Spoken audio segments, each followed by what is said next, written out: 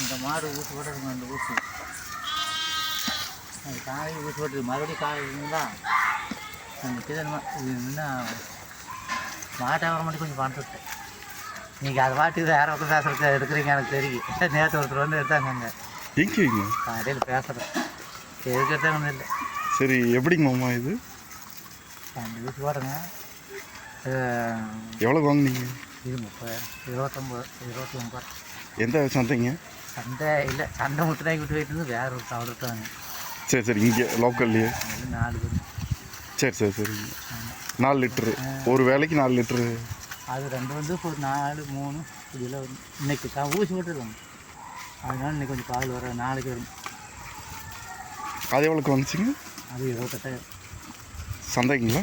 சந்தைக்கு இல்லை, இங்கே வளர்த்தா இல்லைங்க, சந்தையில் வந்துச்சிங்களா? சந்தையில் அது மட்டும் சந்தையிலேருந்து வாங்கிட்டு வந்தது. ஆனால் நான் போய் வாங்கிட்டு வந்தது. எவ்வளோ கறக்குதுங்க அது? நான் 3 மணிக்கு மேலே வந்துங்க. இப்போ ஊசி போட்டு இல்லைங்க. கரை வராதுங்க கொஞ்சம். அது நாள் காலையில் வரும். ஊசி காலையில் செஞ்சுன்னா கரை வரும், கம்மியாக வருங்க. அதான்